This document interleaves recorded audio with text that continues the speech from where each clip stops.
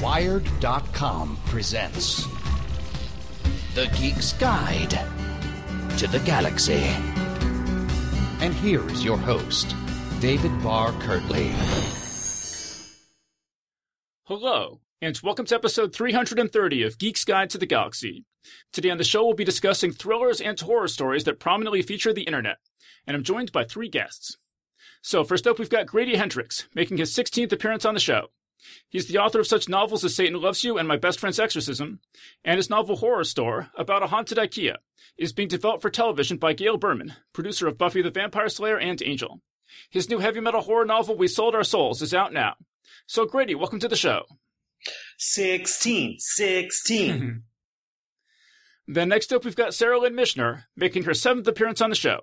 She's a Ravenclaw Trekkie maker feminist who writes at Medium and crafts laser-cut jewelry and soap with swear words inside. She lives in Northern California with a Renaissance engineer, a dog, and a bird. So Sarah, welcome to the show. Happy to be here. And also joining us today is Anthony Ha, making his 8th appearance on the show. He covers media, advertising, and pop culture for the news site TechCrunch, where he also hosts the podcast Original Content. A chapbook of his short stories called Love Songs for Monsters was published by Youth in Decline in 2014, and he has a story forthcoming in Lady Churchill's Rosebud Wristlet. So, Anthony, welcome to the show. I'm excited and slightly worried to be here. Okay, so Grady, I want to start with you, because you said in an email that you sent us that you think that the original Pulse movie, you call it the Internet Horror Movie. So that seems like a good place to start. So why do you call that the Internet Horror Movie? Well, just to backtrack, there's also a huge chunk of internet horror movies from like the 90s, which are very, very weird. But I feel like Pulse really moves from when these horror movies were all about like either like they were like sneakers or something like that about breaking into the internet or encryption, or like, someone gets a CD-ROM that has a game on it. And then all of a sudden, like, Frank Langella is like killing their friends.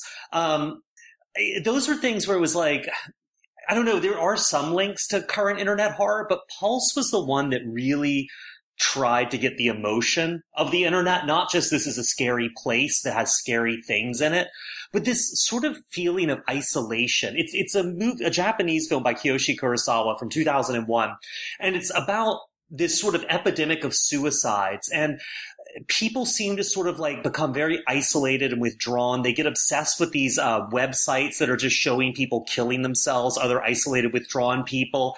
And then sort of ghosts that are just these very sort of like almost like nodes of loneliness start to seep into the real world. It's very artsy, but it's really, really unnerving. And really one of the great horror movies of the 2000s. And it's the first time with these internet movies that the internet had an emotion, and that emotion was loneliness, spiraling down into despair, which basically means like they anticipated YouTube comment sections by a really, really long time. See, that's interesting because I told you guys I've only seen the American remake of Pulse with Kristen Bell. And I actually really liked the trailer for it, and I just watched it over and over again. And then I felt like I went to see the movie and I was all psyched, and I felt like there was nothing in the movie that I hadn't already seen in the trailer.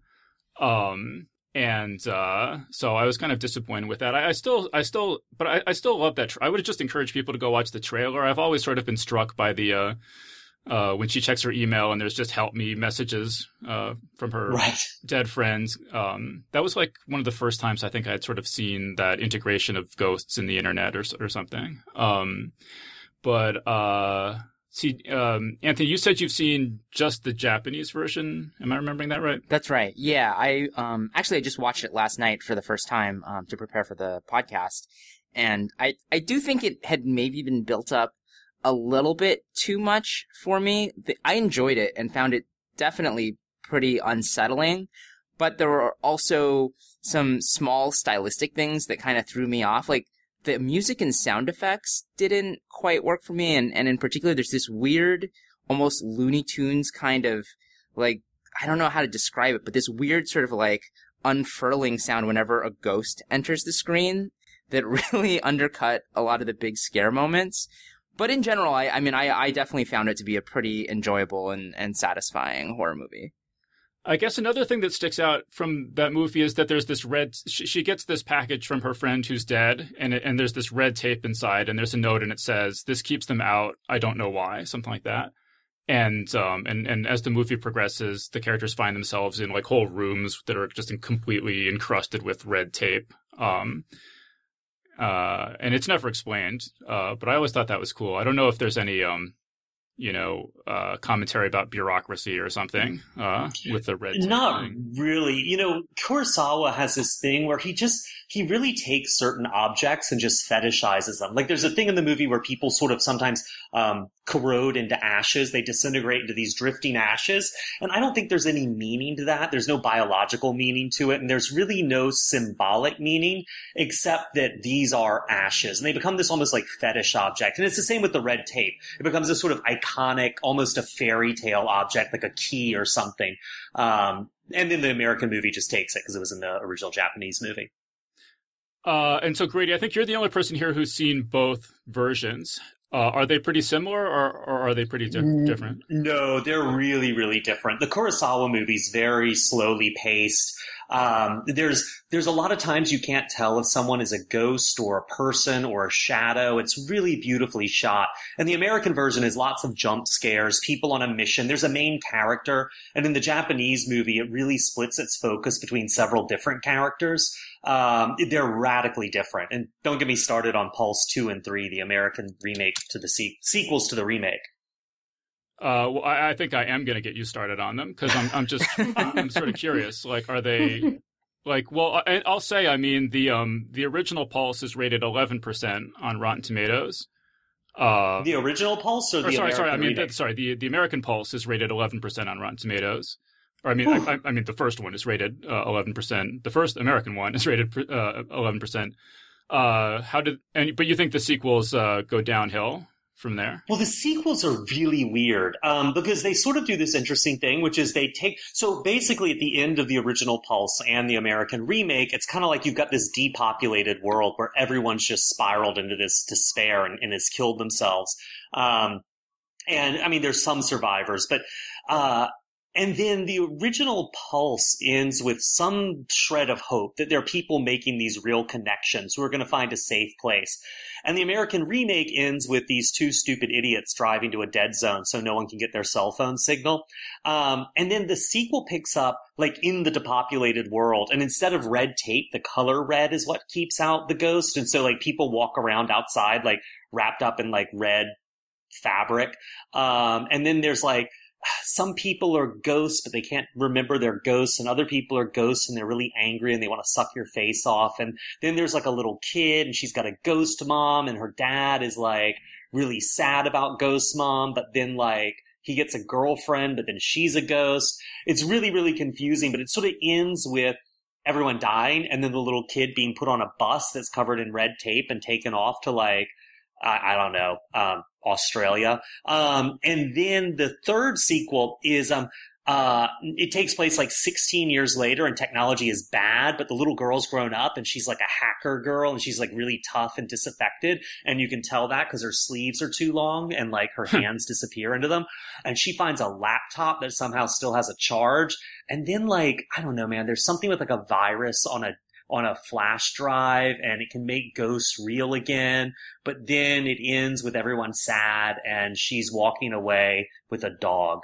And the weirdest thing, I have to say, Grady, that actually sounds kind of cool to me. And I feel like that's what I was sort of looking for in Pulse, because in the trailer for Pulse, you see that the ghosts sort of enter our world and then you see this plane, this passenger plane crashing. And I was like, oh my God, what happens next? And it turns out that's basically the last shot of the movie. So, right. It's like I felt so ripped off because I already knew everything that happened in the movie. Well, and I was also going to say one interesting thing about Pulse 2 and 3, not so much about 1, is they're filmed almost 100% in front of green screens. So even when a character is just standing outside on a street or walking past a wall, it's a green screen. And it's really, really weird. You start to feel like you're watching, like nothing's real. It's very bizarre. It has this weird effect on your eyes. Like you start to look around after you watch both of them back to back and your room feels like a green screen. Like maybe that's what they intended. It's odd. Do you think that's a budget issue, or they were going for a specific effect? I don't know. I feel like it's a budget issue. I get it for like depopulated cities and outdoors, but like there's shots of people just in alleyways, and the alleyway is like green screen. It's just a blank alleyway. It could be behind whatever warehouse soundstage they're shooting on, and it's green screened. It's so weird. Okay, I want to get Sarah in here. Sarah, reminds me which of these movies you got a chance to watch again? Simple Favor, Searching, The Net, and The Circle. Okay, so I want to talk about Searching because there's sort of this interesting phenomenon where there's a couple of these movies that the whole movie takes place on a computer screen. So like Searching is an example of that, and Unfriended and The Den of this list that I watched. The whole movie is on a computer screen, and you see everything through like chat windows and surveillance camera footage being in little windows and things like that. Had you ever seen a movie like this before watching Searching? Not in memory. I'm sure that I have, and I'm sure that it's been used. I mean, honestly, the only thing it reminded me of is You've Got Mail. Completely different context. But that was sort of one of the first uses of it, and the whole point of the movie is to have this blossoming romance that's happening online. So it made perfect sense for them to do that. But it makes a lot of sense because it's how we live out a lot of our lives. I mean, my partner's at work right now, and throughout the day we're going to text, and it's going to happen either on my phone or in front of the computer. So the majority of my friends don't live in the same state as me, and so I'm, any sort of interaction I have with my friends throughout the day is going to be on Facebook or text or something like that. So it really is, how, especially for, I live in Silicon Valley, it's how many of us live our lives. It's what it looks like. Actually, maybe I'll pick up on that because your partner works at a internet company. Is that private? Can we talk about that? Oh, you can talk about that. I mean, he works at Apple, actually. It's not really an internet company. It's more of a, hardware kind of consumer experience company, but. But it's probably very similar to, I mean, I never worked really anywhere, but I never worked there. But I would imagine sort of the atmosphere, because I'm thinking now of The Circle, and there's like the campus with the, I don't like ball pits and like yoga and all this stuff, but I don't know if the Apple campus. No, all of that. I mean, I actually felt like the movie, got pretty poor ratings. I thought it was better than the actual Rotten Tomatoes score that it has. There were lots of things I didn't like about it, but I felt like it was, that number is a little harsh, and I feel like people who live in this area would have given it a higher number in general, but because it's just, there's nothing about The Circle that's exaggerated. That's just how it is. And all of this, I worked at 2 companies when I moved out here. I, left New York to move to San Francisco to work at a startup. And, right after my interview, they offered me weed and ecstasy. And it's just, it's a completely different environment. And I was not prepared for the culture shock at all. In fact, one of my friends who is wise was like, enjoy your little cult when I left. And I was like, I laughed it off. And in fact, that's actually pretty close to what it was. But there's a lot of sort of, if we humanize our company, we can get away with darker stuff going on. And so the ball pits and the yoga rooms and all of that is 100% what happens. And they do it because they want to feel like on the outside, they're friendly and, approachable and fun and all of this stuff. And you can wear jeans and a hoodie with stains on it to work and no one cares. But, at the heart of it, they're just as cold and, interested in money and sort of interested in the bottom line and human disposability as any big company. Can I jump in for a quick sec? Because that's really interesting what you're saying. And I'd never thought about it that way before, but it is fascinating that there is this attitude with tech companies. Like, they don't care how you look or if you're stoned or if you're drunk or if you're an asshole or if you, they don't care about anything except your work. They just care about the product. And Right. that's really, really interesting because that just makes you disposable, right? Like, Exactly. yeah, I never thought about it that way.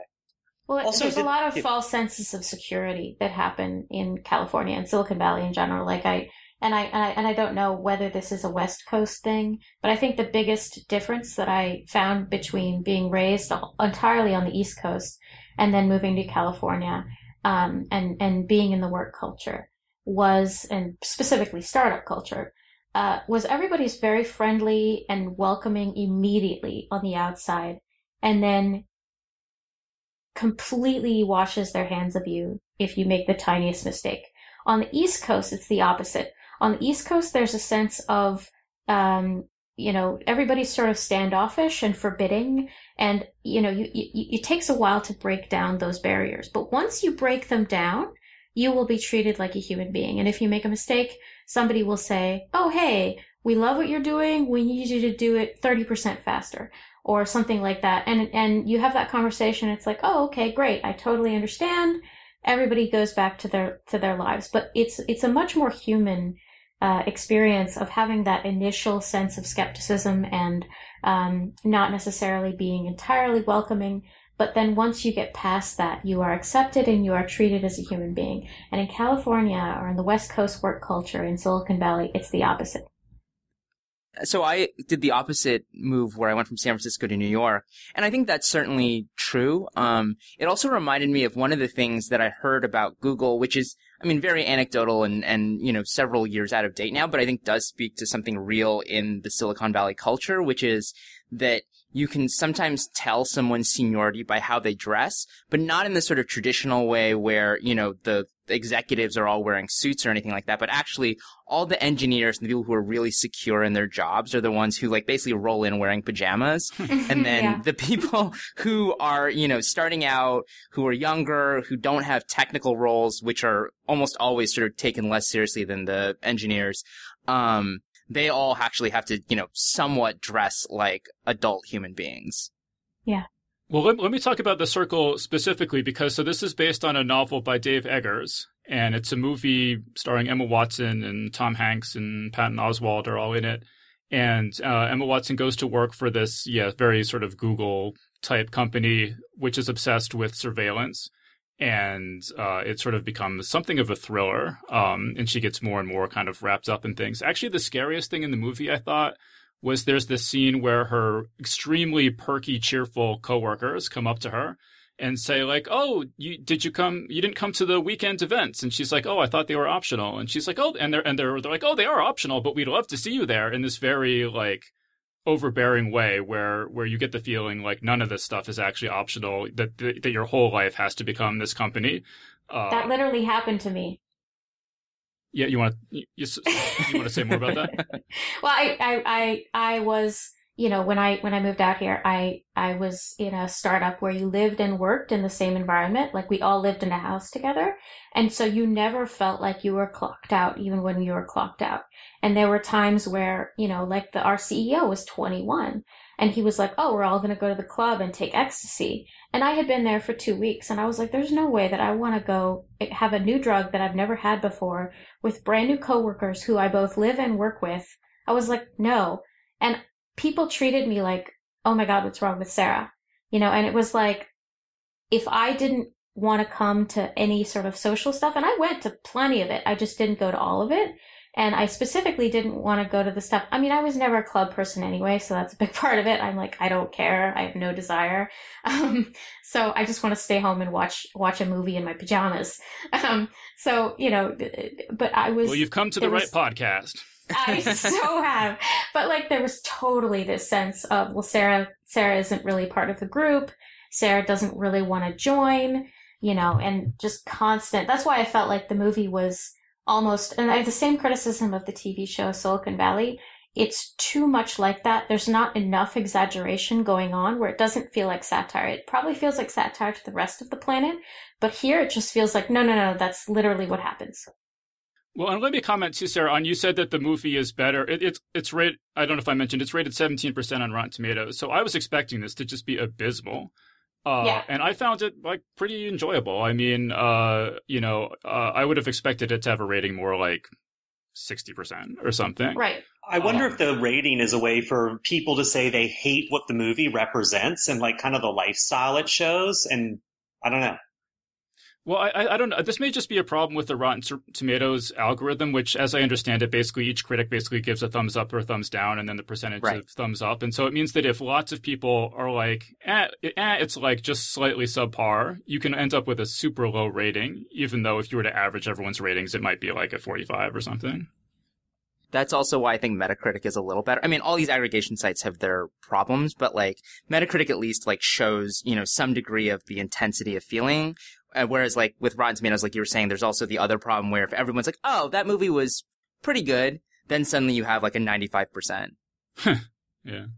Have you seen The Circle, Anthony? What'd you think of it? I actually haven't seen it, which is, I mean, it was sort of similar to what TechCrunch. I know, but it's what Sarah was saying was that like it doesn't feel like, it feels too close to home. So there was no real desire in the same way that I didn't watch Silicon Valley until I really had to for work because it didn't seem like what I wanted to do with my free time.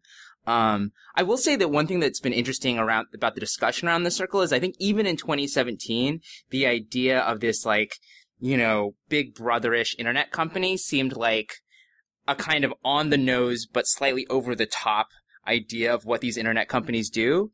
And now I feel like you're just like, oh, of course that, in the last year and a half, we've realized, oh, that's totally exactly what they're all doing. Yeah, I wonder if it would have done better if it came out, a year or two before it did, because it's almost as if things are moving too quickly to the point where something like that is released, and when the trailer comes out, it's like, ooh, that's spooky, and then by the time it actually is released, it's like, yeah, we know, we get it.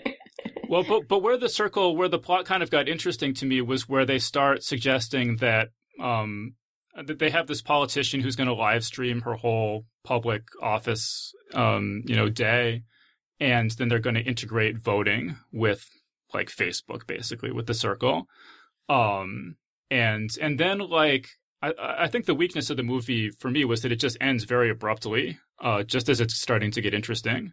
But I thought some of those ideas were really interesting. Grady, have you seen this? No, I haven't. And I wanted to see it actually a lot because I find sort of the idea of work as a cult really fascinating. But the reviews were so bad and people said it was so crummy, I avoided it. Yeah, it's kind of too bad. I thought it was okay. And actually, like all these, maybe I just have a soft spot for this topic, but some of these movies had terrible ratings. Like I said, 17%, and I didn't hate any of these. I kind of enjoyed all of them. So, can I just say that I hope people start using that as like a pull quote, Dave? I thought it was okay. Yeah, I feel like I feel like film critics in general can often have an almost, like, I hate to be ageist, but I feel like a lot of film critics are older and they literally don't know how to review these movies. Like I read the New Yorker's Richard Brody wrote a really cynical review of Searching. And one of the things he blew right past is he called the opening desktop screen a generic background, a generic computer background, rather than the very specific Windows background everyone had at that time period, which was very cool that they did that. And, I feel like in general, a lot of film critics are in such a completely different world that, it's the same reason why I feel like a lot of science fiction often doesn't win awards and stuff. It's like they just don't know how to, you almost have to have more experience with social media in general to even understand what's going on in these films. And if you're an old person who doesn't have necessarily even a Facebook account, it can be very like awkward to read their reviews of these films without feeling like you're reading, here's a writer at the New Yorker, obviously very smart, very brilliant, many years of experience as a critic. And yet you feel like you're actually reading a review written by your crusty, grandfather who just doesn't get it. As a former film critic of many, many years, allow me to respond. No, I think you have a good point, and I think it goes a little further than that. One of the big problems with film reviewing is that it doesn't really pay much anymore. And so the people who do get paid are expected to review a lot. And so you wind up seeing people review stuff that's way outside their wheelhouse. Drives me nuts when people who don't know anything about Chinese cinema review Chinese movies. They don't have the context for it. And it's like you're saying, a lot of these critics don't have the context to review these movies. And so they're kind of trying to do their best, and they know they're out of their depth. And that sort of leads to point 2, which is, not only does that make them irritable because they'd rather feel in their wheelhouse and safe when they're reviewing something so they don't say something dumb. The other part of it is a lot of film critics feel, or at least many that I know, you do feel this, and I did certainly, you feel a sense that the internet is your enemy. I mean, it is reducing your pay. It is reducing your prestige. It's spreading your job around to a bunch of knuckleheads who don't know what they're doing, who just happen to have an online account somewhere. And so you do kind of sit down to watch these movies with a bit of like a chip on your shoulder because you're like, oh, now I watch a movie where I'm supposed to have fun looking at the thing that's like basically chiseling away my job and is the reason my kid's going to a state school instead of Harvard. Well, I think there's also an element of just, it's just suspect because especially there was a period where I think they were treated as, oh, it's, this sort of lowbrow thriller that is also incorporating this gimmick, which in some cases was just the gimmick of putting the internet at the center of it. In other cases, it was the gimmick of, oh, it literally takes place on a computer. Yeah. And I think we're starting to move out of that because you're starting to get because it's become such a part of our lives that, a movie like Searching or Ingrid Goes West can be reviewed almost as if, oh, you're like illuminating a real social trend as opposed to just using this as a gimmick. And I don't necessarily think I think that slightly overrates the, quote unquote serious movies and underrates some of the thrillers, but I think that's part of the dynamic at play too. Sure. Horror movie plus internet. It's lame, like it doesn't equal serious for a lot of people. Let me say first about Searching that whether it's a gimmick or not, it worked for me. I mean, I was like 45 seconds into that movie and I was already crying, like it really got me. But I guess let's talk about, Unfriended is sort of the first example that I can kind of think of the whole movie is on a computer screen, or at least the first big example. Actually, there was a movie there was a movie that same year by Nacho Vigalondo, the Spanish filmmaker, called Open Windows that Elijah Wood, I think, is in it, or he produced it, but it uses the same gimmick. So I think they came out around the same time, and Open Windows may have been slightly before. Is that good, Open Windows? Yeah, well, it's actually, it doesn't pull it. I guess it's hard. It's not as good as Unfriended Dark Web in terms of using the gimmick. I think it's a little better than Unfriended because I don't like the supernatural aspect of Unfriended very much. But it feels a little more contrived because it doesn't have a supernatural angle, and there's a lot of like emotional melodrama in it. So it's like it feels a little contrived. It's interesting. So by the supernatural element of Unfriended, you mean the fact that they're able to get a 5-person Skype call going with no problems? Exactly. The internet works. They don't just sit there like hanging for like 45 minutes. Although they do use the, the spinning wheel and like the frozen screen to great effect. Yeah. So are you guys fans of Unfriended, Anthony? I would say that I think there's a great gimmick, and that there's one specific thing, which is the group call, and then the mysterious additional caller who just doesn't respond to anything. And I think that is, for some reason, just incredibly chilling. I think the rest of the movie is pretty whatever. It's fine. I didn't dislike it, but I don't think it does anything particularly interesting with the concept. But that initial setup I thought was really strong. Whereas I thought actually Unfriended Dark Web, also not necessarily a great movie, but actually does more with the format. I kind of agree with you almost totally.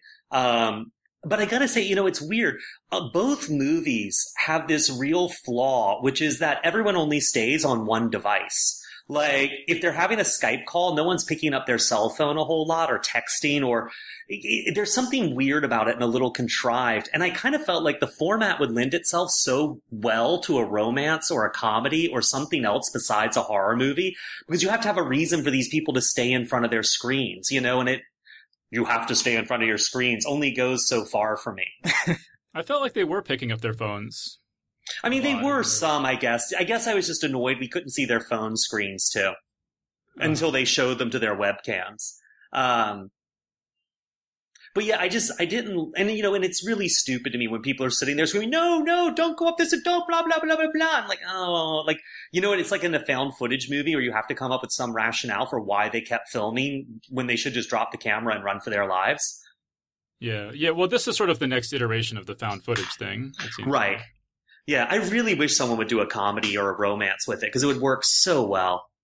I wasn't able to watch Unfriended Dark Web because I missed it when it was in theaters and I couldn't find any easy way to rent it online. But I did read the Wikipedia synopsis of it, which is more or less completely incoherent. But seriously, some more people need to go in and make that make sense for someone who hasn't already seen the movie. But I did notice that it incorporates swatting, yeah, and so I thought that was just sort of an interesting, What was the swatting? I don't remember that part. There's the one, one of the friends, right? Basically, there's a phone call placed to the police saying that he's, basically cut from some of the recordings. Yeah. Where it's like this, call to the police saying he's going to go crazy. Right. And then when the police arrive, they play that recording again to make it sound like he's in the room going crazy, and they, spoiler, kill him. Yeah, you're right. I guess because I didn't see the whole SWAT team storming the house. I didn't. Yes, you're right. And apparently they also hack his computer to make it play a shotgun sound, so the police think that he's shooting at them. Yeah. Because you never see the police in that scene, right? They didn't have the money for a SWAT team. They only had the money for his, squibs exploding on his chest. It's like American Ninja 2, where it's it takes place on a U.S. military base, but they couldn't afford uniforms. So they're like, oh, we just wear, surf trunks and, muscle tees because we want to blend in with the locals. Anthony, you interviewed the director of Searching, right? I did, and it was interesting because he was very, very willing to throw all the other movies, particularly in the sort of, not just about the internet, but in the laptop, I think there have been different phrases for it. I don't love any of them, but all the, particularly the Unfriended movies kind of under the bus. He was like, oh, I don't think anyone's actually made a good movie, in this format. Hopefully we made a good one. And it actually was made by the same production company that made Unfriended, which is, Timur Bekmambetev's company. And they, I think, want to turn this into a whole, genre of every year they'll come out with their new laptop thriller movie. Because, Searching is great. I really, really loved it. I liked it. I did also think the format started to hold it back towards the end of it, and I thought the resolution of the mystery wasn't that great, but I think it probably has the most interesting use of the format, is the best at actually having real characters in a believable story. And yeah, that opening montage, which is that sort of just their family life for a decade in the form of stuff that is stored on their computer, I thought was amazing. I think if anything, it's just that the rest of the movie doesn't quite live up to that, but I thought that was so good. It reminded me of the opening of Up. I was very confused about what kind of movie I had signed up to watch for. I was like, why is this so sad? I wasn't expecting that. Well, no, I agree with you that in retrospect, the plot, I was like, oh, it's just kind of an average CSI kind of plot. But while I was watching it, I was just so invested. I thought John Cho did such a great job of making me care about that character. I was just really emotionally involved in it while I was watching it. Yeah. Well, I guess the one thing that got me, particularly while I was watching, was that it felt like the first 2/3, they did a good job of here's a reason for why this is unfolding on the laptop. And then in the final act, it really felt like leaning really heavily on, here's YouTube footage of a news clip, and this is how we're going to tell our story. And that was just, kind of a letdown for me. I do think it's really weird, and maybe this is me just sounding really old and someone should just shoot me. They should swat me and get rid of me because I'm hogging oxygen. But it is really weird to me, the idea of people going to a movie theater to watch a computer screen. That's bizarre. They could just watch it on their actual computer screen, and then it would be 3D. But also, like, why do you want to see something? Why do you want to see it that big? Like, why do you want to pay money to go have a communal experience? It's like watching someone else play a game, you know? It's like, it's just so odd to me. Like, well, I don't know. There are apparently the kids, because I went to LA about a month ago with a friend of mine and her kids, and I was charged with watching her little boy for an afternoon, and all he wanted to do was watch YouTube, and he wanted to watch other people playing video games on YouTube. Oh, yeah, yeah. I was my mind was blown. I was like, this is insane. But I do think that, one of the things I loved about Searching was that, and there were a few very artistic shots, like where they had the screensaver, or the sort of zigzagging neon thing. The colors, it was taking up the majority of the screen while these messages were coming in. And I thought that was really lovely, that they bothered to do that. And, it made it sort of eerie. But again, like this is where we live our lives. So many of us. And this is how we are, we have all of these memories that have been recorded, that are digital, that are saved on our hard drives and on our phones. And, to me, it's just so second nature that it feels normal. And it feels like, there isn't, I'm wondering why more stories aren't told this way. Yeah, Grady, this is why you have to watch it on the big screen, because like that thing starts and I'm like, oh my God, it's beautiful. It's transcendent. This is almost a religious experience. Then I'm like, oh wait, that's a screensaver. So, like, on the big screen, it really was amazing to look at. It was. Well, it is also really interesting, like some of the effects people get visually, like not to jump to another movie, but like Me, that when she's holding up her phone and filming people, it's like you've got a frame within a frame, which is used to be something a director would have to do with like, with the geography and the composition, like using the architecture to like carve off part of the screen. Now it's like a frame within a frame. You can jump like, I remember people were like throwing up when Oliver Stone did it in Natural Born Killers, but like you can jump between like film stocks and film mediums almost, and like, and between aspect ratios really seamlessly, because you've got this excuse that, well, it's shot on the phone and it's shot here and it's shot on a security camera, or it's like different windows in a screen. So it's interesting to see this stuff that used to have to be sort of metaphorical, like literalized.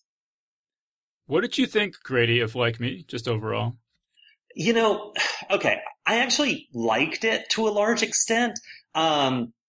But I think it also answers the question of who's the most underrated character actor of 2018, who would be Larry Fessenden, who's I always think is great in these movies and never gets as much screen time as he does here.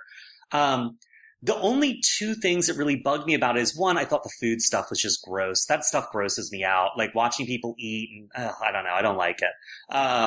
And the other part was, I hate these endings, which is like, you're on the internet, but now there's real violence and, oh, it's chilling. And then you have to sort of sit with yourself and what you've done and really think. And this sort of, I just feel like it's such a lazy, bleak, open ending. Like, I don't know. I really didn't, I sort of left a bad taste in my mouth. But otherwise, I thought it was like really appealingly hyperactive, and it got pretentious at times, but I kind of liked the characters and I liked their connection, and I liked sort of the weirdness of it. I don't know. What'd you think? Yeah. So this movie is about, there's a teenage girl and she has a YouTube channel, and she kidnaps the manager of a hotel that she's staying at and makes videos where she's sort of torturing him, which becomes super popular. And then he sort of doesn't mind. Yeah, and he's sort of like, he has nothing really going on in his life, so this is sort of weirdly appealing to him that this attractive girl is taking an interest in him. And like Grady says, it's like a lot of it is incredibly beautiful. A lot of it is a little too slow for me. Yeah. It's very weird. I'd be curious to know like what the story is behind this movie, like who made it and why. Well, probably my guess would be it's a Glass Eye pick, which is Larry Fessenden's production company. So the budget was probably super low. Larry's really about, if someone's got a vision and they come to him with this idea that's like really unique, if they can do it for $30,000 or $40,000, he's, gives them almost total control. And I think this probably was a budget of between 20 and 50. I can't imagine it was much more than that. And so like, I kind of think you just let people run wild and see what comes out, as long as you can keep the cost down.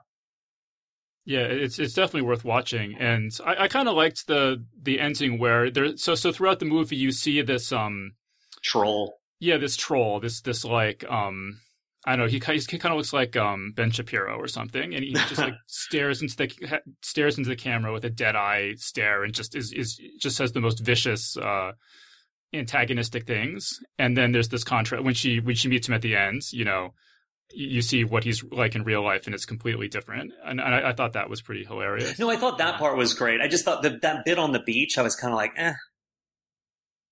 Yeah. Has Sarah or Anthony, did either of you guys see this movie? Nope. No. Well, you should check it out. It's pretty good. Yeah, I'd never even heard of it. Yeah, I don't even remember. I think, how I found a bunch of these movies is like there was a list on, I think it was Slash Film. I forget now, but, you know, it listed a bunch. Apple TV had a bunch of them. Like, I found almost everything on Apple TV. I wasn't able to watch almost everything, but I found it all. Well, because you didn't have time, you're saying. You could have, yeah. I just rented most of these off of Amazon.com. Well, Sarah, what's another movie that you watched this week that you think we should talk about? I saw A Simple Favor, but I did want to mention the one thing two things I didn't like about Searching. One of them is that there seems to be this trope within the whole, like, the horrors of social media thing, where for whatever reason, you know, there are these teen characters who are very stereotypically teens, and, you know, because they are, you know, immoral or whatever, and they are shallow, and I see that so much more in cinema than I do in real life, and it's starting to drive me nuts. Like, and the one thing I didn't like about Searching was that, well, first of all, and this is totally minor, but I find it completely inconceivable that a Silicon Valley engineer would not know what Tumblr is. But also, and I feel like they did that for the benefit of the audience. You know they did, because the audience might not know what Tumblr is, but everybody around here is, and Tumblr's been around for a while, so that was a little silly. But beyond that, the teenage girl that they had, where she first, you know, was sort of like blowing off the father's call, and was like, well, I don't know. I mean, I was just friends with this girl because I was trying to get into, you know, UC Berkeley. And then later on, she sort of pretends that they were close, and she, you know, films herself crying. I feel like I've seen that in cinema a lot, but I haven't seen it in real life. And so, you know, I did not like the stereotypical shallow teen girl thing in that they sort of resorted to sometimes. But that was the only, you know, thing the major thing that bugged me. But the other one that I saw that is in theaters now was A Simple Favor, and I thought that was fantastic. Sarah, before we get to A Simple Favor, let me pick up on what you were just saying about Searching, because I kind of liked the fakeness of people when a tragedy or, you know, something that they can get attention for comes around, because that did ring true to me on some level. But the what really rang true to me was all the comments on the videos where it's like, you know, like it's like 12 reasons why the dad did it, and like just all these like unbelievable, you know, like, you know, she's dead already, why are they bothering, like just all these just incredibly cruel, vicious, incredibly cruel. Yeah, that was totally realistic to me. Can I jump in on that for a sec? Because one of the things I think is really, I don't know, because I agree with you that there is this idea that we all suspect other people are faker than we are and haven't earned their emotions the way we have, and they're all shallow, and kids are shallow. And so when you start making movies about other people like this, you know, and these sort of things, you tend to make these, you know, they're these shallow kids on the internet. These people are faking their emotions. And I do think that's really lousy, but I do think there is a way that there's been a real callousness that's been caused by the internet. I'm a big conspiracy guy, and I sort of been away from the world of conspiracies for a long time. And I just wrote a book where I was like, sort of did a lot of research, getting back on the boards and stuff and seeing what was up in like conspiracy world. And there is this really, really cynical thing around big public tragedies like shooting. So it's not just the internet. I mean, I think it's a sort of media driven thing. By media, I don't mean the news. I mean, like, you know, television and radio and the internet, where the bodies aren't even in the coffins. The coffins aren't even in the ground, and everyone starts having an opinion. You know, everyone's talking about what the political meaning of this shooting is, or whether these were crisis actors, or how fake this guy's reaction is, or, you know, he couldn't have been calling from inside that closet because look at the timestamp on this video. Like, this real idea that things are on the internet to be solved, or things are in the news to be solved or opinioned about. And it's like, I don't know how many opinions you can have about 6, 8, 12, 5 dead children. And so that's, and I feel like it really induces a kind of callousness. And I don't want to be one of those people who's like internet bad, but I do think that's a behavior that definitely media, television, radio, internet has really, really catalyzed. Yeah. Well, I think what's interesting about it is that it's callousness, like you're saying, Grady, but also combined with this sense of righteousness, like this feeling that, you know, the world needs to hear my opinion about this, that and I've been guilty of this, absolutely, where, you know, like, you know, for example, with the Kavanaugh hearings, this sense of like, oh, like, can we be silent now? No, like, I must be like the millionth person to explain that bad thing is bad. And I think searching does capture just a little slice of that, and also how quickly the narrative can change, that it starts out with, oh, he's a hero, and then the next day he's a villain, and I think that was also completely believable. Yeah.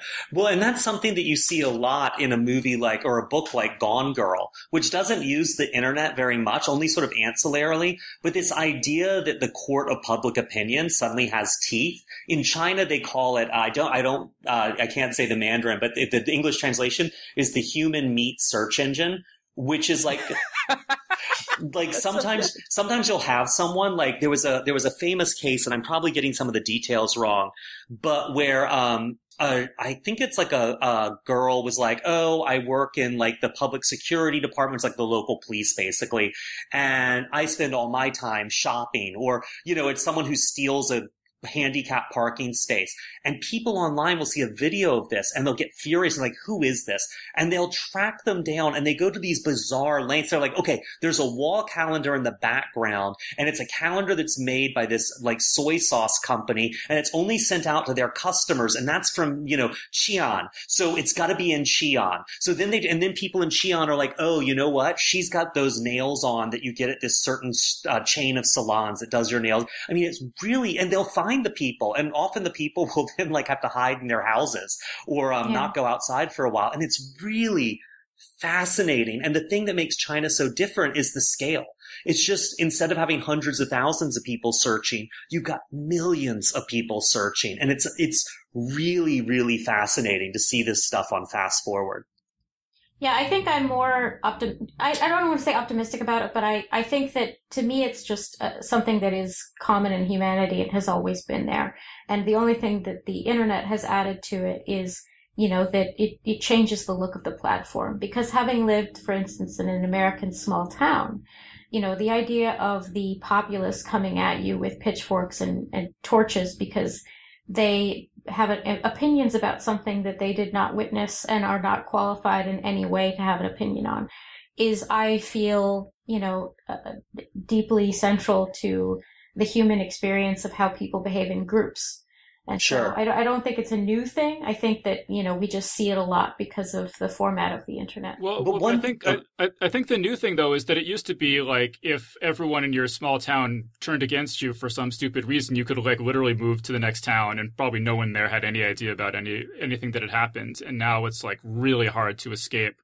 You know, if the internet collectively tars and feathers you, you know, it's very difficult to escape that. Sure, but people still, like, you know, if you are run out of town, you know, for instance, you know, like I can't help but think about the, you know, the bit in Romeo and Juliet where banishment is this huge, terrible thing to endure for what happened, a terrible punishment. And, you know, it's a pretty big deal I mean, I think a lot of people aren't necessarily invested in their communities, and they move a lot because of career or whatever. But for people who are invested in their communities or spent their whole lives in a community, it's a huge deal to have to leave. But I think there's an interesting thing, because I think right now we're in a transitional phase from sort of old media to new media. And there's old media habits that new media really can just make a meal out of. So I agree with you. I don't think these are new behaviors, but think about the fact that the more something approaches being in print and widely disseminated, like a newspaper or the nightly news, the more real it is. So if you guys were like, Grady is a man whore, Okay, well, you're saying I'm a man whore. So what? You can follow me down the street saying I'm a man whore. Really, my skin's pretty thick. I'm proud of being a man whore. But then someone writes it on a bathroom wall. Okay, that's the first, it's in writing.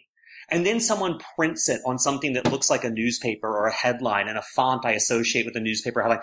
And then someone makes a video about it. Instead of saying man whore, they're like, oh, he's sleeping with all these people and giving them all venereal diseases. And I think the internet makes it very easy.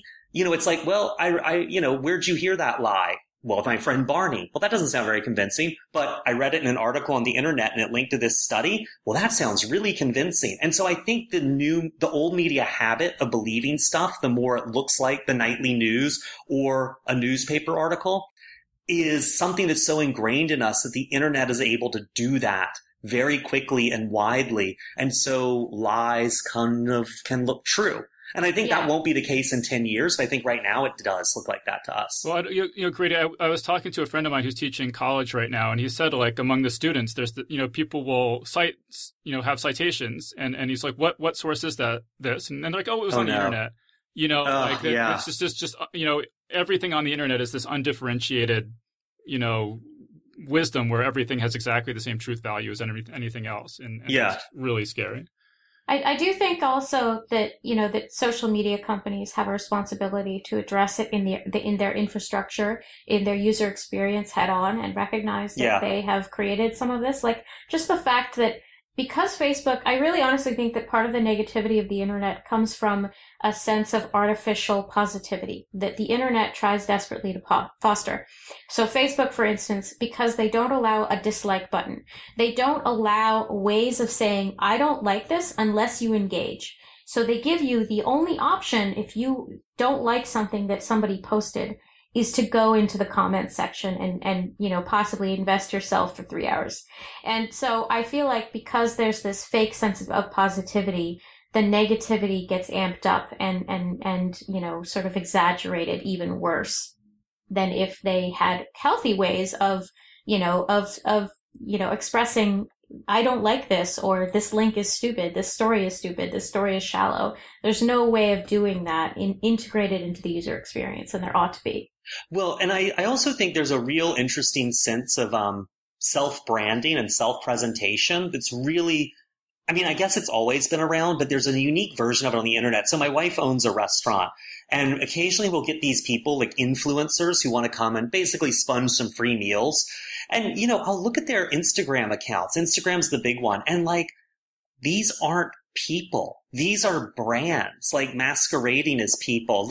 It's fascinating to see that someone has made a job out of being sort of an artificial version of themselves. I find it really, really fascinating and depressing all at the same time. Well, maybe this is a good, actually, let me get Anthony. Did you have anything you want to throw in quickly before we? Well, I do. I'm a little worried about just being like, oh, here are also my thoughts about the internet. But with that said, here are also my thoughts about the internet, which is just, I think one of the other things that searching also captures is the fact that that there's this weird sort of aggregating effect of that you were talking, Sarah, about the idea of in the small town, everyone could decide that they hate you and want to show up at your door with pitchforks. And I think that's true. But one of the things that's also changed is that I haven't lived in a small town, and so this may fall down, but in my head at least, there's a certain amount of you have to be really mad to drive someone out of town, even if you take it to the sort of another level of media, something if you want to write an angry letter to the newspaper. I'm sure some people, and I've seen really just this sucks kind of letters, but there's a certain level of effort required to express displeasure. The internet really gives this thing where it's even if you're not that mad at somebody, if you're just this is stupid. If 1,000 people say this is stupid, individually that seems like a perfectly normal and justifiable thing to say. But then when you multiply it across the entire internet, it suddenly becomes, really tough. Plus then, of course, the internet also allows the really angry and in often many cases, bad actors to then find each other and coordinate. But that's another problem. Yeah. Well, let me mention this movie, The Net. I think it's the oldest movie on the list, from 1995. And it was kind of and the premise is that there's a woman and hackers replace her identity so that now she's a wanted fugitive. And so she has to go on the run. And it was sort of like interesting going back and watching it now because I'm like, oh, I remember what the internet was like in the 90s. It was so much less like toxic, like, I mean, it was the internet's always been like awful people on the internet, but there was a time before the really like organized outrage mobs, and it was just, it was just sort of like weird to remember the different character of the internet in the early 90s. Well, that was back when the worst thing that could happen to you online was like catfishing. And catfishing is very one-on-one. It's like, it's not like one on a million, which I think is why it feels kind of nicer, but it wasn't a two-way street either. The internet was also very one-way back in the 90s. And I think The Net's actually a good movie. It's certainly the best of the 90s internet fear movies. It's pretty good. I thought it went on a little too long, but it's like, again, it's 36% on Rotten Tomatoes, and I found it perfectly enjoyable. So, okay, but so Sarah, I want to get back to, you were going to talk about A Simple Favor. You want to talk about that? I just thought it was great. I had no idea it was going to be so funny because it's billed as a thriller, and the trailer is a thriller. And it's, like it's a completely serious film. You're expecting that. And it's hysterical. Like, I was in the theater by myself, and there were maybe 3 people sitting a couple rows behind me. And I haven't laughed that loud in a long time in a movie. And, I was sort of like, it was incredibly refreshing in many ways. And I really liked that they took this sort of, they had the potential to make this vlogger who sort of has this adorable cooking and domesticity channel on YouTube, and they had the so many opportunities to make her so much more stereotypical, and they didn't. They genuinely presented her as this fairly innocent but sort of smart person in a very awkward way, where she's sort of can really good at details and planning. And it turns out that all these things that make her good at making decorative cookies, made her really good at sort of, sleuthing where her missing friend was. I thought it was a lot more like Serial Mom.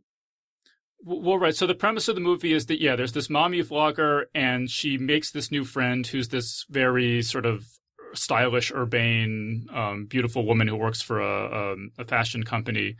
And so the mommy vlogger is sort of like awkward and, sort of socially awkward and a little shy and stuff. And so she's very sort of taken with her new friend. And the friend says, can you watch my kid, or can you pick up my kid from school? I'm going to be detained at work or delayed at work. And then the friend never shows up. And then she has to, the mommy vlogger has to like figure out what to do with this kid that she's been left with. And I thought, you're right that this movie is absolutely hysterical, but there's nothing in the plot that's funny, right? You could make this exact same movie with the exact same plot and have no humor in it at all, right? So there's a substructure of a thriller plot, and then the characters are just absolutely hilarious. So not only is Anna Kendrick, who plays the mommy vlogger, totally hysterical throughout the movie, but also Blake Lively, who plays her friend, she's sort of this like devil may care woman who's constantly swearing and stuff. And she's also hysterical. Definitely it's like a good combination of a thriller and a comedy. Did anyone else? Grady, did you see this? No, I want to now though. Anthony?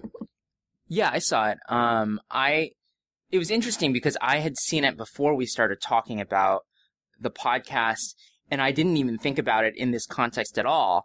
But it made sense once you put it on the list. And so it's like this interesting example of how, there's this element that is, about the internet, but really like 90% of the plot doesn't have a lot to do with that. It just becomes another element in this thriller that I wouldn't think of being particularly tech-centric at all. Although I guess it's true that particularly when we get to the finale, it plays a little bit more of a central role in the plot. But in terms of what I took away from the film and the memorable images and story moments, I actually, if anything, thought the sort of mommy vlogger stuff was not the strongest. And I don't know, it just, I wasn't as taken. It didn't like strike, it just wasn't that memorable. But I will send you baking shows that are exactly like that.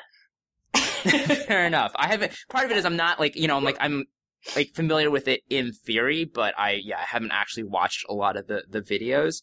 And so for that, I did like the detail though that you actually see her shooting, and it's not just her on a webcam or anything, but like she actually has like lights and things set up, which I thought was just really, really good.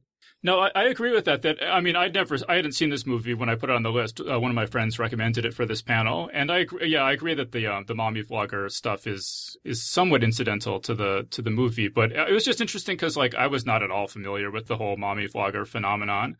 So that introduced me to the concept, basically, sort of like what was it, The Den? I was not really aware that there are these websites you can go on where you just like video chat with random people. And you just sort of like cycle through them. David, chat roulette. You've never had someone waggle their wiener at you on chat roulette. Well, one thing, and I just jump in for a second because I think Anthony was just saying the tech wasn't very like necessary for the story. There are these weird cliches that have started changing in movies. Like, remember the old cliche in horror movies was like, you pick up the phone and then they jiggle the disconnect thing and are like, they've cut the lines. And like, I feel like the new version of that is, can you get a signal? I can't. And people holding their phones up in the air, like, can you get a signal? Like it might just be 6 inches to the left or something. But I'm kind of curious if people have seen other stuff, like those other like tech cliches that pop up in these like, online horror movies. Well, actually, let me just mention this movie, Friend Request, which is a 100% formula cliche horror movie. Like everything in it you've seen a million times before. There's this girl and she's haunted by a ghost, and then she has to track down like the dark secrets that cause this ghost to exist and all this stuff. But then it involves Facebook. And just making it involve Facebook does actually kind of make it interesting. But just what you're saying, Grady, about how there's these things that, there are these cliches of horror movies and now they're turning into new cliches. I thought that was just a really clear example of that phenomenon in action. Yeah. I have, by the way, the name of the vlogger that I swear to God they must have used as inspiration for this role for a simple favor. Nerdy Nummies. Like this chick is 4'10", and she makes little videos like, galaxy cupcakes and unicorn macaroons, and she is fascinatingly adorable. Like if you watch her, I don't regularly watch it, but I've seen it often enough that, it'll pop up and I'm like, oh, that's that chick who's super memorable. And, you almost wonder if it's a caricature that she's created because she's so bright and sparkly that it's just sort of fascinating to watch her. But I would be very surprised if she was not used as one of the biggest inspirations for this character. I guess I'll say, Grady, one of the new cliches that occurs to me that was in a couple of these was the, like, I can't close the window or unfriend the person or whatever. I keep getting an error message whenever I try to... Oh, yeah, sure. ...from this contact, this unwanted contact I'm having. Which, I mean, goes back to Pulse, where, there are characters who turn their computers off, and then those, within a minute, it'll just turn itself back on. Or even if I think not in Pulse, but in some other things, when they unplug it, the computer still doesn't turn off. So I think it sort of is like just the new version of that. Yeah. Let's see. Has anyone seen a movie on this list that we haven't talked about yet? No. Not me. So has nobody seen Tragedy Girls? No. Or Scare Campaign? Sorry. Ingrid Goes West, we didn't really talk about. Which I really want to see, and I know a lot about it, but I've only seen the trailer, so I should shut up. Yeah, me too. Same. Anthony? No, nobody's... It's really good. It's really good. We all focused on the Unfriended movies. Wait, is there... Oh, wait, no, we talked about Unfriended Dark Web. Yeah, well, let me just... Yeah, Ingrid Goes West. I mean, I guess I won't... If you guys haven't seen it, I won't talk too much about it, but it's really, really good. I have that as my second favorite on this list after searching. And I'll also say Scare Campaign, like, it doesn't even have a rating on Rotten Tomatoes. because I guess it's like so under the radar. But I actually thought it was really good. I have it as fourth on my list here. And so the premise is that there's a like a horror themed candid camera show where they, have a person who doesn't know that it's a TV show and they put them into some scary situation where it's all like a haunted house kind of thing with actors playing zombies and things. And the TV network executive says, your ratings are dipping and we need to take this up a notch. And she shows them videos from the internet where there's like people who actually go out and kill people in real life and videotape it and post it on the internet. And she says, we need to make it more like this. Like, obviously don't actually kill anyone, but we need to, this is what we're trying to compete with. We got to like crank it up a notch. And so I actually thought that was interesting. The sort of, Grady, you were touching on this a little bit earlier, but this sort of, contest between old media and new media and how the people who are, who have positions in old media and are invested in it feel like the new media is just ruining this good thing that they had. Right. Corrupting it. Yeah, well, and it's interesting too, like that's actually one thing I liked about Unfriended Dark Web is, I guess these are mostly horror movies, so they focus on the negative stuff, but it's nice to see a movie where technology actually, like, everyone's not just alienated and remote and thinking of killing themselves because, they have an Instagram account. It's actually nice to see a movie that showed how people were using technology to, like, communicate with each other and be more together and more present.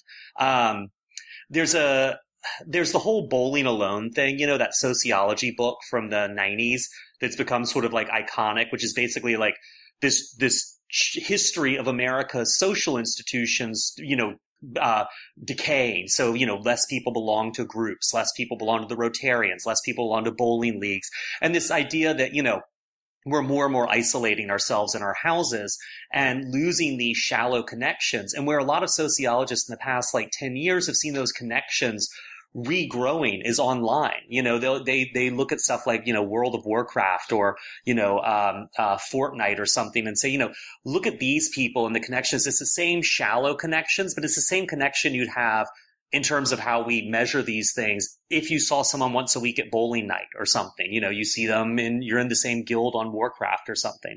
So it's nice to occasionally see a movie where the internet isn't like just out to murder everyone or make you murder yourself.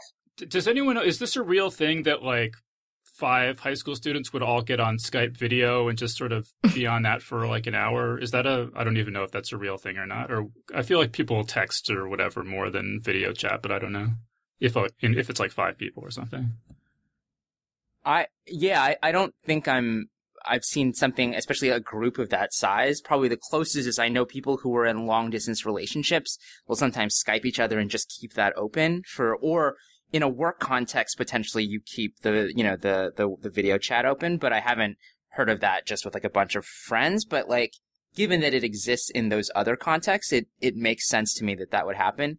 But it definitely both all for Unfriended and for Searching becomes this thing that's sort of required for the plot too, that you just have to have so much socializing and so much time on your laptop. And I was mostly willing to buy it. I will say the one moment that I was sort of felt like an old man getting outraged was in Unfriended Dark Web. They start out all hanging out as friends, and it's a way for them to be together. I totally agree. And it was actually more than any of them. I think that it felt genuinely warm, and you believed that they were actually friends. You didn't quite understand why they were friends, but I felt like, there was this sense of human connection. Then they started playing Cards Against Humanity remotely. Yeah. And I was like, you can't know, because if you're doing it remotely, you know who's putting down each card. So the whole thing where you're picking up cards randomly is gone. So I was like, this is stupid. You can't play Cards Against Humanity remotely. But that was my only objection. Well, and I will say, that kind of relationship does exist. And I just say Warcraft again. I spent a long time writing an article about Warcraft a while back and got super duper addicted. This was years ago. I'm all better now. But you would see guilds, where they'd all be on Vent together for it'd be like 25 people on Vent together, and there'd be hours of planning some raid. And then there'd be like hours and hours on the raid together. And then there'd be sort of hours of sorting out the loot and dividing. I mean, these people would be interacting socially with each other, sometimes 12 hours at a stretch. Sometimes it would last over a day, and they would have to do it on the weekends. And they got really involved in each other's lives. Like people would like try to commit suicide and they'd like go into the hospital, like whatever state it was in, and drive to see them. And I mean, really, they go to each other's weddings, like even if they'd never met before. It was really like a real fascinating thing to see. But it was people sitting around on vent for like 12 to 16 hours at times. Well, so do you think we'll see movies where what you're watching on the screen is just a bunch of World of Warcraft characters standing around, and then you're hearing the conversation that they're having? Yeah, well, I mean, you already have that. What's it called? Machinima, with the red and blue, where it's like people making movies in Halo and stuff, like, using the on-screen avatars to act out scenarios and then putting voiceover over them like they're on vent to sort of like, make something out of it. It's kind of interesting. It was a trend that kind of died out. No, but I'm talking about like a thriller where, what you're seeing on the screen is completely incidental. This is just like what they would actually be looking at while they're having a conversation about something else. So not like Ready Player One, more like Locke. Did you see Locke? I wanted to, he's driving, it's Tom Hardy driving around the car. Yeah, and it's just him with different people on his speakerphone. It's like a thriller. Yeah. So yeah, I could see that. Well, because this is the thing, like, well, actually, that's a good example. But yeah, like I'm skeptical that so many people would all be on video chat at the same time. But like, you were complaining about, why would you go to a movie to watch a computer screen? But can you imagine a movie where it's just like a chat between two people and on their phones? So all you're seeing is the phone, the whole movie, and just the text messages going back and forth. Like, oh my God. Well, it's funny. Well, there actually is. Yeah. I was going to say there actually is like a whole genre of chat fiction now, like apps like Hooked, which I haven't really used, but yeah, it's a real thing, and people, I think, people probably a little younger than the people on this podcast are actually interested in it. Yeah, and Derek Jarman kind of did that with his movie Blue back in 1993. That is literally a blue screen for like 92 minutes. While you hear sounds, that this sort of soundscape and these voices and this sort of scripted stream of consciousness narrative unfolds. I took a girl on a date to see that, and it really we got married later, but like she really won't let me forget that experience. Well, now that you mentioned that, I have seen there are books where the whole book is just sort of like a chat log. Oh yeah. Basically. I guess I don't know if there are any. I don't know if there are a ton of examples of books that deal with internet horror thrill. I mean, there actually, now that I think, there must be. But I mean, some on Facebook, Nathan Bucco mentions, and this is actually a really good story. But there's a story by Sean McGuire called #Connolly House #We Shouldn't Be Here, where there's a group of ghost hunters and they go into a haunted house and they're live tweeting it. And so you're just seeing what all their tweets are. As they're exploring the haunted house. And it's actually a really good, really scary story. Yeah, Grady, do you have examples of this? No, but there is, so I don't know if you guys know who Shunji Iwai is, but he's a Japanese director who used to be really amazing in the late 90s, early 2000s. He's kind of gone a little quiet, but his movies are really, really beautiful experiments. And he made a movie in 2001 called All About Lily Choo Choo. And it's about a sort of pop idol and the people who are obsessed with her. And it revolves around sort of this high school with these kids in it. And some are bullies and some aren't, and some are brave and some are cowards, but they all have these very different identities online when they're part of this Lily Choo Choo message board. And it sort of culminates in this act of violence at a Lily Choo Choo, concert. But to make the movie, he started, and he was a pretty famous director who's really seen as very hip and young, but he started a Lily Choo Choo message board, and he played several characters on it, and other people came in, and thousands of people at a certain point were using it. And so the sort of narrative that came out of it, it was almost like improvised or crowdsourced, became a huge part of the movie. And then the message board was shut down and frozen, and the movie sort of unfolded from there. And it's a really amazing sort of form of crowdsourcing. And then he sort of did that in physical space, because the students in this high school, he took an abandoned high school and populated it with hundreds and hundreds of kids, all of whom were non-actors. And he gave each of them their own little bio. And so some of these kids never even have lines, but they're there in this school while this thing was being shot. And he did the same thing when he shot the Lily Choo Choo concert. I mean, literally thousands of people. And he wrote like basically a paragraph for every single person at that concert, even though none of them say anything you can hear. And so it was this amazing experiment kind of in, like internet fiction, interacting with real fiction, interacting with real people, and coming back around to be this movie. If you get a chance to see it, and I don't know how you will, I think it's out of print, but it's real, and it's one of my favorite movies of all time. It's really beautiful and really moving. And one of the few movies I've seen about teenagers using the internet that says they're actually okay. And what they're doing is actually fine. And there's actually some real beauty to how this works. And it's like 2001 internet, so it's super duper clunky. But it's really fabulous. Anyways, sorry. Digressing. That sold it for me. I mean, I think one of the things about this genre in general was that, you know, it can be, I feel like the fears and our fears of the internet are discussed way more often than the fact that it's just a tool like television, like film, like anything else that, you know, you can choose to use responsibly or not. You can choose to see the people who are, you know, sort of hiding behind avatars as real people or not. And I don't think that gets discussed often enough. I think it's, you know, we are treated as a society like we're sort of, you know, held captive, and we're slaves by this technology, and we are, you know, being brainwashed by engineers to think a certain way. And I think some of that's true. But what doesn't get discussed often enough is that, you know, there's actually a fair amount of variability in terms of how you decide as an individual to use it and respond to it, and, you know, personal responsibility. And there's a lot out there that's very positive. Well, it's interesting from my perspective because I've certainly in the last year or two, I've gotten very, very negative about all the toxicity and just, you know, attacks and everything on the internet. But then, like, my whole job involves the internet. Like, this podcast could only exist with the internet. And it's amazing to me that I can just interview authors from all over the world and make their interviews available in perpetuity. And so it's just weird that, like, there's such a, like, dichotomy of how good the internet is and bad at the same time, even for someone like me whose like life revolves almost entirely around it. But it's something interesting Sarah just said. The idea that there's a real person behind that avatar, and that's really the engine that powers a lot of these movies, right? You don't know who's behind that. It could be like a weird Charon 4 who's going to put you in a bathtub and pour acid all over you. Or it could be, you know, someone who's pretending to be someone they're not. Or it could be a ghost. Like, you just don't know.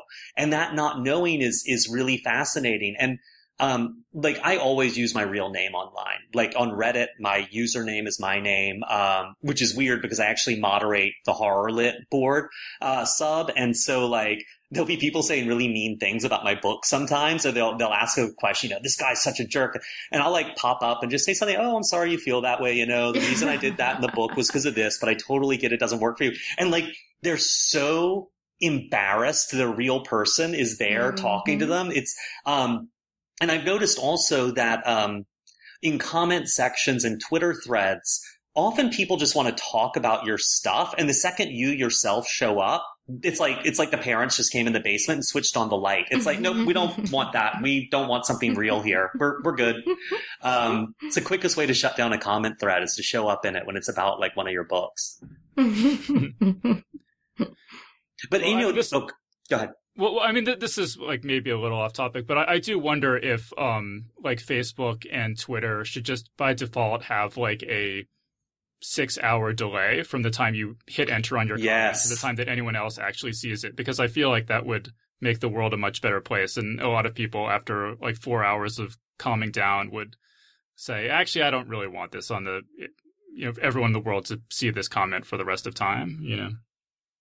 Or even if not a 6-hour delay, like a 5-minute delay, I feel like people might actually tolerate that. And I think even like just hitting the button and then having a moment of like, oh no, what have I done? I think that would actually have a significant impact. Well, I do think that just because you can do everything doesn't mean you should, which I think is like a Neil Stephenson quote. And I do think the internet is going to have to decide if it wants to put, not the internet, but like different companies are going to have to decide if they want to put, you know, limit themselves. Like, do you want less anonymity online? Does that actually encourage, you know, a healthier environment? Do you want a delay on these things. I could see, one problem with things online is they move really, really fast, like y'all were just saying. So I could see a 3-hour delay becoming really standard with a lot of places, like, and really like lowering the heated rhetoric in a lot of places. So I don't know, maybe like limiting yourself, but just because the internet's unlimited and free doesn't mean it should be in every case. There might be a real, attraction to a limited internet for some people. I thought Sarah's point also brought up this, made me think of how, she said that, how the internet really is just a tool.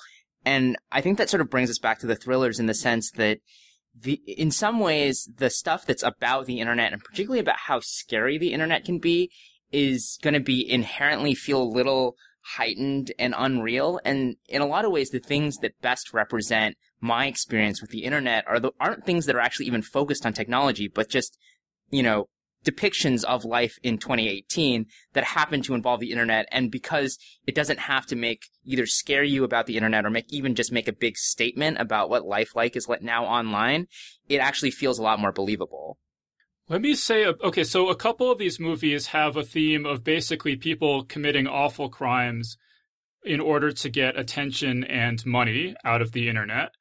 And I think that there's a level of truth to that. I was just reading this book by Ryan Holiday.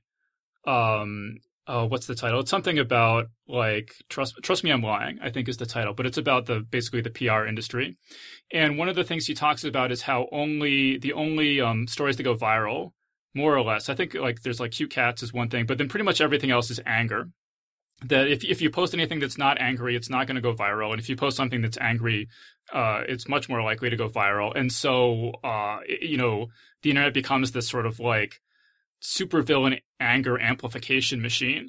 And then that gets even more, fraught when the profit motive is entwined with that, where people are pumping out stories that are going to provoke people and piss them off and get them riled up as part of their business plan. And I don't know if I have a point about that, but just I think it is interesting how movies are reflecting that underlying dynamic at some level. Although I would say that, I think there was just an article in the New Yorker or something, which again, God, I sound old in this episode, but they were talking about, there is this thing that people do get wrong though, when they talk about, internet anger and the sort of equation you're talking about, Dave, where it's that stuff is very short term. And the real reason people sort of return to the internet again and again and again and check their Twitter feed 20 or 30 times a day is sometimes because they're outraged, but outrage isn't sustainable. It's often because they want to see something funny. They want to hear someone make a joke they hadn't thought of, or, some dumb comment that's ridiculous and laughable, or, a cute animal. That's sort of the stuff that has legs. See, Sarah, we're running out of time. I want to give you a chance. Do you have any other points you wanted to make, or any other works you wanted to talk about or anything before we start wrapping things up? So I kind of wanted to talk about the end of Searching, but it's a huge spoiler. It gives the whole thing away. I don't care. So I don't know about that. I don't mind spoilers, so feel free. Okay. Well, Grady has spoken. So wait, Grady, maybe as the host of the show, I should weigh in on this. Yeah, go for it. No, I'm just saying if you're getting a straw poll here, I'm fine with it. All right. Well, yeah, like I said, since we're almost at the end, I guess we can declare this the spoiler zone for Searching. If you have, like I said, I loved Searching, so if you haven't seen it and you care about spoilers, go check it out. But otherwise, I think we'll talk about what Sarah wants to talk about. So Sarah, hit us. Well, first of all, I think that, when I was talking earlier about how I kind of hate the trope of the shallow teenager, which is also more often than not the shallow teenage girl, which bothers me. There's definitely some misogyny in there. But I really loved, one of the things I loved about Searching is that it flips that narrative on its head. He tries to uncover all this stuff about his daughter's past and his daughter's online life. And he learns that there's a lot that he doesn't know about his daughter. And as it turns out, the detective, who volunteered for his daughter's case, ends up being, is a mother, and she essentially is a accessory and accomplice to what actually happened, which I'm not explaining well at all. But the point is, the mom, who's the detective, ends up being kind of the bad guy. which I found entirely plausible, if for no other reason than lately online with the Kavanaugh investigation and, the response of white Christian moms on the right. This idea of these sort of the white mom who is overprotective of a privileged son, who, she doesn't want her innocent, white son to go to jail and experience what everybody else who goes to jail experiences. And there's no accountability. There's no sense of, but he did these things. So I thought, especially coming, the last couple of days, my head has been totally engrossed in the Kavanaugh hearings, that was, I don't know how intentionally political, but certainly came across as political, where we have these, women who were Trump supporters, who are sort of going against their own interests and going against the daughters of their friends, and not caring what happens to them. And so there was something very resonant about that and really refreshing that I loved seeing that, especially as, so often we see the villains who are sort of comical villains, like the one that took the fall in the film. But anyway, I just thought that was a really great, and also just the artistry of how the twist happened. I have a lot of respect for the fact that I did not see any of it coming, because they did a good enough job hiding all those little hints up until the end that it made total sense and it was plausible and not unrealistic at all, but at the same time managed to actually be a legitimate surprise. I agree with that. I think it subverts sort of the normal storyline in some ways. The one thing about the ending that I wasn't crazy about, besides what I mentioned before in terms of just over relying on YouTube videos, was that because Deborah Messing was the only other actor that you kind of knew, like the only other famous actor. So you're kind of like, why is she in this movie if she's just here to help out with this case? And then you're like, oh, she's the villain. Okay, that makes sense. Yeah. Did you, Anthony, we mentioned that you interviewed the director. Did you get any sense from that conversation about whether there was any sort of commentary or agenda behind the movie, or was it just sort of entertainment? I think that my understanding was that the way they came up with the story was more that they, the production company had come to them and said, we'd like you to actually, initially what was proposed was this would be a short film that would be part of a larger anthology film of these sort of like laptop screen movies. And then when that kind of fell through, they said, why don't you make this into a full feature film? And I think really for them, the seed of it was, just the short film in the beginning and sort of then using that as a way to develop the relationship for the whole rest of the movie. So it's not to say that those political overtones aren't there, but I don't necessarily think that it was, that wasn't the focus of our conversation, at least. All right. Yeah. So we're pretty much out of time. I'll just mention, let's see. On Facebook, Christopher M. Savasco mentions, that basically like half the episodes of Black Mirror, this theme. I don't want to say too much about Black Mirror because we've already done whole episodes about the seasons. But if you're interested in this theme, you could definitely go check those out. I'll also just mention that there were three other movies that I sort of came across that fit this theme: Fear.com, Megan is Missing, and Like, Share, Follow, that did not seem to be particularly available online, so I wasn't able to watch them. But if you're interested in the topic, those might be worth checking out. Does anyone have any final thoughts or anything else they didn't get a chance to mention? The only thing I was going to throw in is it is really interesting that the ghost movies on the internet, because kind of the afterlife and the internet are really similar, right? It's like a place we feel like exists. It has no real physical reality, and yet if you believe in ghosts or whatever, you feel like, or if you believe in an afterlife, you feel like things from it affect your daily life. So I do think it's sort of a natural fit, the horror movie and the internet. They're both about vague places that we can't locate on a map, and yet we seem to interact with. That's a really interesting observation. Sarah or Anthony, final thoughts? Well, actually, that ties into one of the other things I wanted to recommend, which is not quite a thriller, but is about the afterlife, which is this Carmen Machado short story, Help Me Follow My Sister into the Land of the Dead, which I think is anthologized in a whole bunch of places, but is also online right now at Lightspeed. And the one other thing I wanted to recommend, which is also not a thriller, but is about the... Actually, Anthony, because that story is told in the format of a Kickstarter pitch. That's right. Right. It's a Kickstarter pitch about somebody who wants to go to the land of the dead because she thinks her sister has, basically followed their parents there. And so she uses the updates and the commenting in a Kickstarter campaign really, really well. Like, I thought it was going to be a gimmick, but it works amazingly well. And then I would just say, oh, go ahead. No, go ahead. You had one other thing to say? Yeah, I would also say the movie 8th Grade, not a thriller at all, but is actually very suspenseful and agonizing and is about the internet, so people should check it out. Actually, I'm just seeing my notes here. Yeah, our listener Linda Bond also mentions an episode of Fringe in season 1, episode 12, called The No-Brainer, where it's basically about a computer virus where if you open the email attachment, it literally melts your brain.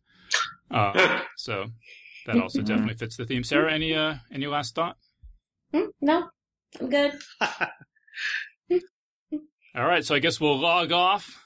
So we've been speaking with Grady Hendricks, Sara Lynn Michener, and Anthony Ha. So thanks, everyone, so much for joining us.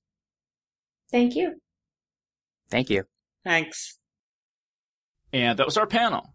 So big thanks again to Grady Hendricks, Sara Lynn Michener, and Anthony Ha for joining us on the show.